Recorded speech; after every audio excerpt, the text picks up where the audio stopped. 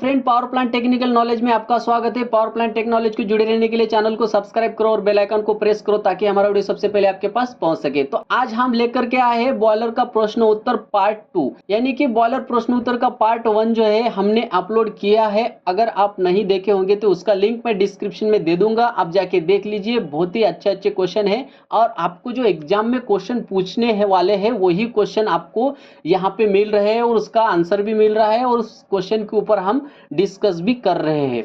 तो फ्रेंड, देर ना करते हुए वीडियो को स्टार्ट करते हैं। तो हमारा पिछला वाला क्वेश्चन था 15 नंबर का। हम एक वीडियो में 15-15 क्वेश्चन का आंसर दे रहे हैं और हमारा एक वीडियो जो है वो 15 क्वेश्चन के ऊपर बन रहा है। तो आज हम 16 से लेके 30 क्वेश्चन तक हम यहाँ पे डिस्कस करने वाले हैं। तो हमारा जो 16वां क्वेश्चन है, तो यहाँ पे क्वेश्चन क्या बोलते हैं, वो क्या पूछते हैं, एग्जामिनर जो होते हैं ये क्या पूछते हैं हमें, अगर बॉयलर वाटर लेवल लो हो जाए तो क्या करोगे। तो फ्रेंड, मैं आपको एक बात बता देता हूँ, बॉयलर में जो है वाटर जो है ये बहुत ही इंपॉर्टेंट है। इसलिए हमें maximum first class boiler attendant को बॉयलर की वाटर के ऊपर ही यहाँ पे क्वेश्चन ज़्यादा से ज़्यादा पूछते हैं। तो यहाँ पे हम जो चांसेस होते हैं, जो एग्जामिनर हमें पूछने वाले क्वेश्चन होते हैं बॉयलर फर्स्ट क्लास अटेंडेंट और सेकंड क्लास अटेंडेंट को, वही क्वेश्चन यहाँ पे हम डिस्कस करने वाले हैं। तो यहाँ पे आपको ऐसे क्वेश्चन पूछे जाते हैं कि बॉयलर का अगर वाटर लेवल लो हो जाए तो आप क्या करोगे।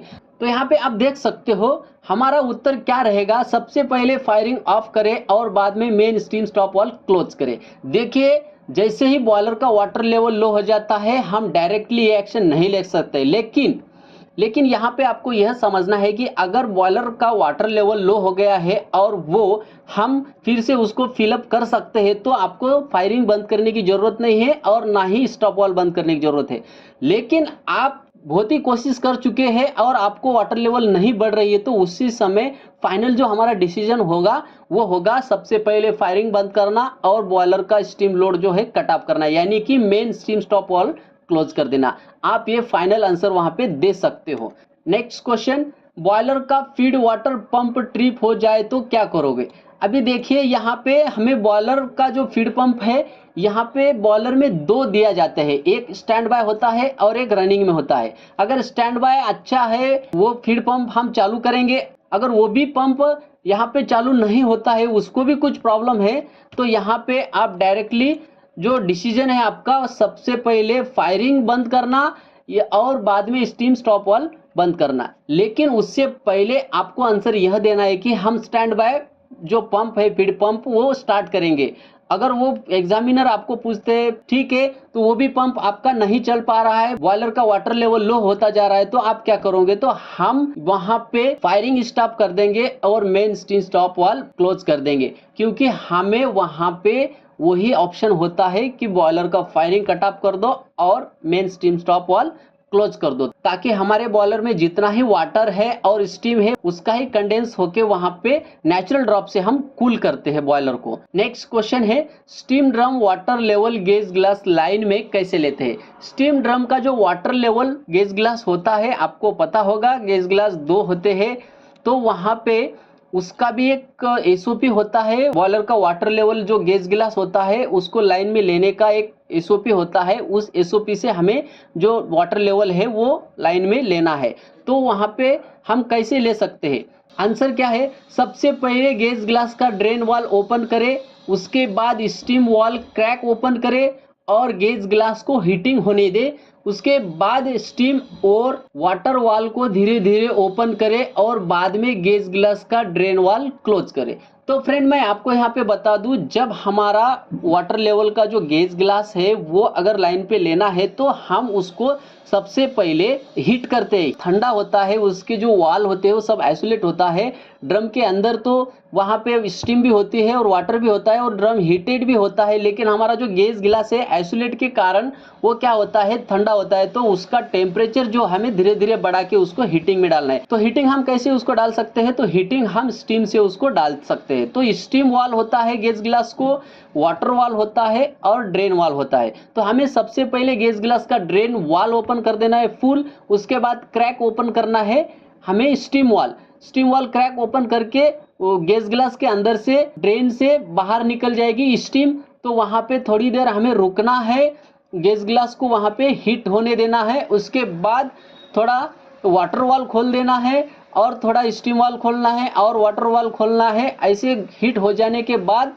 दोनों वाल थोड़ा थोड़ा ओपन करके ड्रेन थोड़ा थोड़ा कम करना है। उसके बाद एक टाइम ऐसा आएगा सब वाल ओपन हो जाएगा, ड्रेन थोड़ा सा क्रैक रह जाएगा, तो उसके बाद हमें लास्ट में ड्रेन वाल बंद कर देना है, यानी कि क्लोज कर देना है। हमारा गैस ग्लास लाइन पे आ जाएगा। तो हमारा नेक्स्ट क्वेश्चन है डेरिएशन टैंक का प्रेशर और टेम्परेचर कितना होना चाहिए। इसका आंसर है प्रेशर जो होता है डेरिएटर का हम यहाँ पे 0.2 से 1 kg तक बता सकते हैं और टेम्परेचर जो है 100 डिग्री सेल्सियस से 120 डिग्री सेल्सियस तक यहाँ पे बोल सकते हैं। आप फिक्स वैल्यू मत बोलिए, आपको यहाँ पे 0.2 से लेके 1 kg तक प्रेशर मेंटेन रखते हैं ऐसे बोलना है। और जो टेम्परेचर है 100 से लेके 20 डिग्री सेल्सियस तक मेंटेन रखते हैं ऐसा आपको बोलना है। तो यहाँ पे प्रेशर और टेम्परेचर कांस्टेंट वैल्यू आपको नहीं देना है। अब अगर आप कांस्टेंट वैल्यू दोगे तो वो आपको समझ जाएंगे कि ये रट्टा मार के आया है। तो यहाँ पे हमें आंसर कैसा देना है कि हमें यहाँ पे कांस्टेंट वैल्यू नहीं बताना है, हमें 0.2 से लेके 1 kg तक हम मेंटेन रखते हैं ऐसा बताना है। और जो टेम्परेचर है 100 डिग्री सेल्सियस से 120 डिग्री सेल्सियस तक हमारा टेम्परेचर मेंटेन होता है ऐसा आपको यहाँ पे बोलना है। तो नेक्स्ट क्वेश्चन, सुपर हीटर का स्टीम टेम्परेचर कितना होता है। उसका आंसर है आपके एक्सपीरियंस लेटर पर दिया होता है सुपर हीटर का टेम्परेचर, लेकिन आपको उससे कम टेम्परेचर बताना है। देखिए जब आप एक्सपीरियंस लेटर लेते हैं बॉयलर के एग्जाम को बैठने के लिए तो वहाँ पे एक्सपीरियंस लेटर में जो होता है बॉयलर के कुछ डिटेल्स दिए जाते हैं। तो आपको एग्जाम को जाने से पहले उस एक्सपीरियंस लेटर को पढ़ लेना चाहिए। उसके ऊपर क्या क्या पैरामीटर दिया है बॉयलर का वो लिख करके आपको ध्यान में रखना है।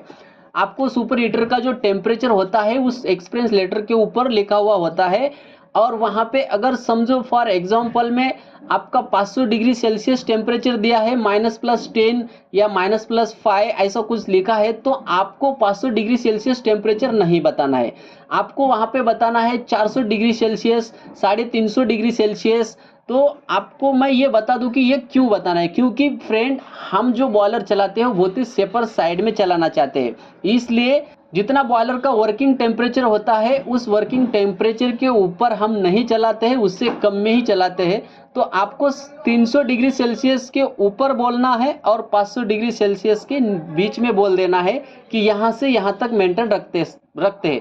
तो मैं आपको ये बता दूं 350 डिग्री सेल्सियस से लेके 400 डिग्री सेल्सियस तक हम टेम्परेचर मेंटेन रखते हैं, आपको ऐसा बताना है। आपको वर्ड जो है यूज करना है कि सर हम जो है 350 डिग्री सेल्सियस से लेके 450 डिग्री सेल्सियस तक हमारा जो टेम्परेचर है वो मेंटेन होता है, आपको ऐसा वर्ड यूज करना है। तो नेक्स्ट क्वेश्चन, बॉयलर का ऐसी सीरीज क्या है।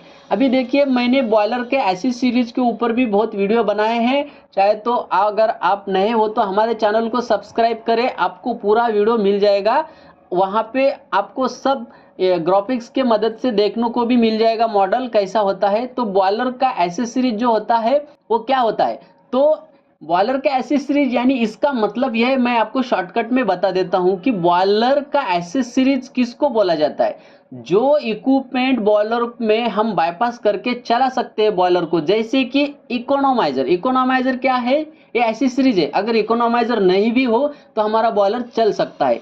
एपीएच यानी कि एयर फ्री हीटर, ये नहीं भी है तो भी हमारा बॉयलर चल सकता है। आईडी फैन नहीं भी है बॉयलर को तो भी चल सकता है। तो ये सब जो है एसेसरीज है। तो एसेसरीज में क्या क्या है, इकोनोमाइजर है, एपीएच है, आईडी फैन है, एफडी फैन है और ईएसपी है। तो ये मेन कंपोनेंट मैं आपको बताया हूँ। बहुत सारे एसेसरीज होते हैं तो आपको ज़्यादा बताने की जरूरत नहीं, ये मेन ही आपको बताना है, उनको सुनना होता है। इकोनोमाइजर और एपीएच बहुत ही इंपॉर्टेंट है और आईडी फैन और एफडी फैन भी आपको बताना है। तो यहाँ पे आप बता सकते हो इकोनोमाइजर, एपीएच और आईडी फैन और FD fan. Next question, boiler का माउंटिंग क्या है। अभी माउंटिंग देखिए क्या होता है। माउंटिंग जो होता है मैं आपको बता दूं, main steam stop valve, air vent valve, water level gauge glass, feed check valve, temperature gauge और प्रेशर गेज और सेफ्टी वाल। आपको यहाँ पे यह बताना है कि ये जो है हमारे सब माउंटिंग में आता है। अभी आपको ये क्या है, ये इतने सारे जो वाल वगैरह है ये कैसे माउंटिंग में आते हैं, तो मैं आपको ये बता दूं कि इस इक्विपमेंट के बिना हम बॉयलर नहीं चला सकते हैं, वो माउंटिंग में आते हैं। और ये जो है ये माउंटिंग में ही रहते हैं, यानी कि बॉयलर के ऊपर वाली साइड पे ही ये सब आपको देखने को मिल जाएंगे। और जनरली बॉयलर पे ये सब होते ही है, आपको कौन से भी बॉयलर पे ये सब देखने को मिलेंगे। तो माउंटिंग जो है मैं आपको एक शॉर्टकट में बता देता हूँ कि माउंटिंग किसको बोलते हैं, कि उस इक्विपमेंट के बिना हम जो है बॉयलर नहीं चला सकते, उसको हम माउंटिंग बोलते हैं। और जो मैंने इससे पहले जो क्वेश्चन बताया था एसेसरीज, तो उसके बिना हम उस एसेसरीज के बिना बॉयलर को चला सकते हैं, उसको हम एसेसरीज बोलते हैं। नेक्स्ट क्वेश्चन, बॉयलर का हीटिंग सरफेस कितना है? आंसर में आप देख सकते हो यहाँ पे आपके एक्सपीरियंस लेटर के ऊपर दिया होता है, एग्जाम को जाने से पहले देख ले, उसका यूनिट मीटर स्क्वायर में बताए। तो आपके एक्सपीरियंस लेटर के ऊपर बॉयलर का जो होता है हीटिंग सरफेस दिया जाता है, उसको आप पढ़ ले, और जो हीटिंग सरफेस है आपको जितना है उतना ही बताना है, उसको कम ज़्यादा नहीं करना है। हीटिंग सरफेस यानी कि बॉयलर में जिधर जिधर हमारा जो वाटर से स्टीम जनरेशन होता है, वाटर हीट होता है, वाटर बॉयल होता है, वो हीटिंग सरफेस काउंट करते हैं, एरिया काउंट करते हैं। और वो कितना एरिया है हीटिंग, जो वाटर को हीट कर रहा है वो एरिया कितना है वो दिया जाता है। तो उसको आप जितनी वैल्यू है उसकी आपके एक्सपीरियंस लेटर के ऊपर उतनी ही वैल्यू आपको बताना है, और जो उसका यूनिट है मीटर स्क्वायर में आपको बताना है। फॉर एग्जांपल के लिए अगर आपका हीटिंग सरफेस 500 है तो आपको बोल देना है वहाँ पे 500 मीटर स्क्वायर। अगर 1000 है तो आपको वहाँ पे बोल देना है 1000 मीटर स्क्वायर। आपको यहाँ पे उसका जो यूनिट है यहाँ पे यूनिट बताना बहुत जरूरी है। अगर आप यूनिट नहीं बताते हैं तो वहाँ पे जो एग्जामिनर है आपके ऊपर नेक्स्ट क्वेश्चन वहाँ पे क्रिएट कर लेगा। तो हमारा नेक्स्ट क्वेश्चन है, बॉयलर का फर्नेस कौन सा है? तो हमारा बॉयलर का जो होता है फर्नेस में बहुत टाइप होते हैं, तो आपको जनरली एक टाइप का फर्नेस बता देना है। जैसे कि मैं आपको यहाँ पे दिया हूँ, बहुत एक सारे एग्जाम्पल यहाँ पे दिया हूँ जो रेगुलरली चलते हैं। ट्रैवलिंग ग्रेड होता है कोल फायर्ड में, ऑसिलेटिंग ग्रेड होता है, डंपिंग ग्रेड होता है, पल्स ग्रेड होता है, और बेड फर्नेस होता है। अभी बेड फर्नेस यानी कि एफबीसी बॉयलर में बेड फर्नेस होता है। तो ट्रैवलिंग ग्रेड, ऑसिलेटिंग ग्रेड और डंपिंग ग्रेड ये जो है ये कोल फायर्ड के फर्नेस है, और बगैस फायर को भी फर्नेस है, वुड फायर के भी फर्नेस है, कोई प्रॉब्लम नहीं। आप इनमें से कौन सा भी एक बता सकते हो। अगर आपका बॉयलर कोल फायर्ड है तो, अगर एफओ फायर्ड है तो आपका जो बर्नर है वो बर्नर बता देना है।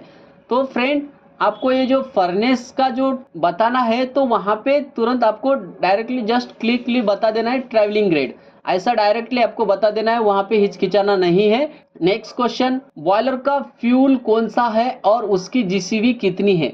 तो फ्रेंड आप जो उनको फ्यूल बताएंगे उसका जीसीवी कंपलसरी ही आपको वो पूछने वाले हैं, तो वहाँ पे आपको घबराने की जरूरत नहीं है। जीसी के अलावा आपको वहाँ पे कुछ भी नहीं पूछने वाले है। जनरल एक बॉयलर 10 टन को जीसीवी मालूम होना चाहिए, इसलिए वहाँ पे आपको जो कोल होता है, ये जो फ्यूल होता है उसका जीसीवी आपको कंपलसरी वो पूछता है। तो आपका जो भी फ्यूल हो, मैंने यहाँ पे प्रोविजन किया है, आप जो भी फ्यूल यूज करते हैं वो बताए, और नीचे दिए फ्यूल में से आपका फ्यूल देखे उसका जीसीवी बताए। देखिए मैंने यहाँ पे 5-6 टाइप का फ्यूल बताया है। इंपोर्टेड कोल यानी कि जो कोल होता है कोल फायर्ड बॉयलर, वो कोल उसका जो जीसीवी है यहाँ पे 5000 से लेके 5200 है। नेचुरल गैस उसका जो जीसीवी है 9800 और 10000 तक होती है। और एफओ ऑयल उसका जो होता है जीसीवी 9500 से लेके 9800 तक। वुड यानी कि जो लकड़ियां जलाते हैं, लकड़ी से बॉयलर चलता है, उसका जो होता है 2300 से लेके 2500 तक। और बगेज जो होता है, ये बगेज जो होता है शुगर फैक्ट्री में होता है। अगर बगेज फायर्ड बॉयलर है तो उसका जीसीवी यहाँ पे 1800 से लेके 2000 तक आप बता सकते हो। और ब्रिकेट फायर जो है, ब्रिकेट फायर का जो जीसीवी है यहाँ पे 3800 से लेके 4200 तक। लेकिन आपको यहाँ पे उसका जो किलो कैलोरीज पर केजी यूनिट है यहाँ पे आपको बताना है। तो मैंने 2 यूनिट दिया है, 2 यूनिट से आप कौन सा भी एक यूनिट सेलेक्ट कर सकते हो, जैसा आपको इजी लगता है बोलने में वो यहाँ पे आप सेलेक्ट कर सकते हो। मैंने हिंदी में भी लिखा है और यहाँ पे इंग्लिश में भी आपको दिया है। तो किलो जूल पर केजी, यहाँ पे ये यूनिट आप सेलेक्ट करते हैं तो यहाँ पे किलो जूल पर केजी आपको बोलना है। अगर ये यूनिट सेलेक्ट करते हैं तो किलो कैलोरीज पर केजी आपको बोल देना है। ये दोनों में से कौन सा ही एक यूनिट बोल देना है। और दूसरी बात मैं आपको बता दूं, जीसीबी जो है आपको कांस्टेंट नहीं बताना है। जीसीबी कांस्टेंट नहीं होती है। आपको यहाँ पे जैसे कि मैंने लिखा है 9800 से लेके 10,000 तक होती है, ऐसा आपको बताना है। डायरेक्ट आपको 10,000 ऐसा नहीं बता देना है। तो फ्रेंड, होप आपको ये समझ में आ रहा होगा कि मैं क्वेश्चन का आंसर कैसा देने का है, आपको ये समझ में आ रहा होगा। हमारा नेक्स्ट जो क्वेश्चन है, बॉयलर का वर्किंग प्रेशर कितना है। तो मैं आपको यहाँ पे एक बात बताता हूँ, जब भी आपको बॉयलर का वर्किंग प्रेशर पूछेगा उसके बाद जो नेक्स्ट क्वेश्चन उनका रहेगा हाइड्रोलिक प्रेशर कितना है वो रहेगा। तो फ्रेंड, आपको मैं यहाँ पे बता देता हूँ कि बॉयलर का प्रेशर, वर्किंग प्रेशर आपको कैसा बताना है। तो बॉयलर का वर्किंग प्रेशर जो होता है आपके सर्टिफिकेट के ऊपर होता है, यानी कि आप जो एक्सपीरियंस लेटर लेके जा रहे हो उसी लेटर के ऊपर वहाँ पे बॉयलर का वर्किंग प्रेशर दिया जाता है। सपोज एग्जांपल में आपके लेटर के ऊपर 60 केजी वर्किंग प्रेशर है, तो वहाँ पे आपको जो बॉयलर का वर्किंग प्रेशर बताना है 50 केजी बताना है। तो अगर वो बोलते हैं नहीं तेरे सर्टिफिकेट के ऊपर यहाँ पे 60 केजी है, तो आपको बोल देना है कि वहाँ पे हम 50 केजी तक ही यहाँ पे बॉयलर पे वर्किंग प्रेशर रखते हैं, 60 केजी नहीं रखते हैं। मैं आपको यहाँ पे एक बात बता देता हूँ कि जब भी आप वर्किंग प्रेशर बताते हो तो आपको उनको बताना है कि हम सेपर साइड से चलते हैं। हमें जितना बॉयलर का वर्किंग प्रेशर दिया है डिजाइन प्रेशर, तो उस प्रेशर के ऊपर हम नहीं चलते हैं, उसमें मार्जिन रख करके हम बॉयलर को चलाते हैं। अगर आपके एक्सपीरियंस लेटर के ऊपर 60 केजी प्रेशर होगा तो आपको 50 केजी प्रेशर बताना है, और जो 10 केजी है वो हमारा मार्जिन होता है और सेपर साइड और सेफ्टी के लिए होता है। तो आपको ऐसा बता देना है कि हम 50 केजी प्रेशर के ऊपर चलाते हैं। हमारा नेक्स्ट क्वेश्चन है, बॉयलर के हाइड्रोलिक कितने केजी प्रेशर पे लेते हैं। तो आपको यहाँ पे बताना है जितना हमारे एक्सपीरियंस लेटर में प्रेशर है। अगर एक्सपीरियंस लेटर में प्रेशर है 40 केजी, तो यहाँ पे हमें 1.5 गुना कर देना है उससे। 40 केजी मैं यहाँ पे एग्जाम के तौर पे आपको बताया हूँ। 40 केजी अगर हमारा वर्किंग प्रेशर है तो यहाँ पे हम हाइड्रोलिक टेस्ट जो लेते हैं यहाँ पे 60 केजी ले लेते हैं। तो वर्किंग प्रेशर से 1.5 गुना जो होता है वो हाइड्रोलिक प्रेशर होता है। तो आपको आपके एक्सपीरियंस लेटर में जितना वर्किंग प्रेशर है वो ध्यान में रखना है, और उसके बाद आपको अगर हाइड्रोलिक टेस्ट प्रेशर पूछते हैं तो आपको वहाँ पे वर्किंग प्रेशर से 1.5 गुना बता देना है। तो यहाँ पे अगर फॉर एग्जांपल में 40 की जगह पे अगर आपका वर्किंग प्रेशर 100 केजी होता, तो यहाँ पे आप कितना बताते 150 केजी, तो 150 केजी आपका हाइड्रोलिक प्रेशर हो जाता। अगर यहाँ पे आपका 4 केजी वर्किंग प्रेशर है तो उसका हाइड्रोलिक टेस्ट यहाँ पे 6 केजी हो जाएगा। अगर आपका वर्किंग प्रेशर यहाँ पे 10 केजी है तो यहाँ पे आपका 15 केजी उसका हाइड्रोलिक टेस्ट प्रेशर हो जाएगा। तो आपको ऐसा बताना है। नेक्स्ट क्वेश्चन, फ्यूजिबल प्लग कहाँ बिठाया जाता है। एक फ्यूजिबल प्लग होता है और वो बिठाया जाता है फर्नेस जोन में बिठाया जाता है। फ्यूजिबल प्लग जो होता है वो फर्नेस जोन में बिठाया जाता है। और फ्यूजिबल प्लग किस लिए होता है, ताकि हमारा जब बॉयलर ओवरहीट होता है उस समय अगर वाटर शॉर्टेज हो जाता है तो बॉयलर ओवरहीट हो जाता है, तो फ्यूजिबल प्लग का काम क्या है, वो मेल्ट हो जाता है, और मेल्ट होके वो जो हो फर्नेस जोन में होने की वजह से वो क्या करता है, डायरेक्ट मेल्ट होके वो फर्नेस जोन में हमारा जो फायरिंग है उसको पहले कट ऑफ कर देता है, यानी कि उसको बुझा देता है। इसलिए वो फ्यूजिबल प्लग जो है फर्नेस जोन में बिठाया जाता है। और उसमें से अगर आपको कुछ पूछते हैं उसके अंदर क्या होता है फ्यूजिबल प्लग के अंदर, तो उसका मेटल जो है यहाँ पे मैंने दिया है ब्रास और ब्रांच और गन मेटल, ये 3 टाइप के मेटल होते हैं। और उसका मेल्टिंग पॉइंट यानी कि वो जो मेल्ट होने वाला है वहाँ पे, तो उसका जो टेम्परेचर होता है वो 232 डिग्री सेल्सियस पे होता है। तो मैं एक आपको बताया है जैसा बॉयलर होता है वैसा फ्यूजिबल प्लग है वो डिजाइन होता है, और टेम्परेचर उसका वैसा ही उसी टाइप का होता है। जस्ट मैं आपको समझने के लिए ये बताया हूँ, आपको इतना तो डीप में नहीं पूछने वाले हैं। सिर्फ आपको ये पूछ सकते हैं यहाँ पे फ्यूजिबल प्लग कहाँ होता है और क्यों होता है। तो फ्यूजिबल प्लग कहाँ होता है तो आपको बता देना है फर्नेस जोन में होता है और बॉयलर के सेफ्टी के लिए होता है। जब बॉयलर का वाटर लेवल लो हो जाता है, बॉयलर अगर ओवर हीट होता है तो वहाँ पे वो जो फ्यूजिबल प्लग है वो मेल्ट हो जाता है और सीधा फायरिंग जो है वो कट ऑफ कर देता है, बुझा देता है और हमारा बॉयलर ठंडा हो जाता है। नेक्स्ट क्वेश्चन, यहाँ पे बॉयलर का पीएच डाउन हो गया तो क्या होगा? अगर हमारा बॉयलर का पीएच डाउन हो जाता है तो यहाँ पे क्या होगा? अगर बॉयलर का पीएच डाउन होता है तो बॉयलर में करोजन हो जाएगा। तो करोजन का मतलब यह है कि बॉयलर का अगर पीएच डाउन होता है तो वो एसिडिक फॉर्म में चला जाता है। हमारा जो एसिडिक फॉर्म है वो क्या करता है, बॉयलर के जो प्लेट्स होते हैं उसको करोजन करना चालू कर देता है, स्टार्ट कर देता है। ये जो क्वेश्चन है इसका आंसर आपको डायरेक्टली दे देना है। अगर हमारा बॉयलर का पीएच डाउन होता है तो वहां पे बॉयलर के अंदर करोजन चालू हो जाता है। नेक्स्ट क्वेश्चन, वाटर को कौन कौन से क्षार हार्ड बनाते हैं? आपको ये भी क्वेश्चन पूछ सकते हैं फर्स्ट क्लास को। तो यहाँ पे आपको बता देना है मैग्नीशियम और कैल्शियम क्षार वाटर को हार्ड बनाते हैं। तो यहाँ पे आपको कोई घबराने की जरूरत नहीं है, ऐसे ही क्वेश्चन आपको पूछे जाते हैं।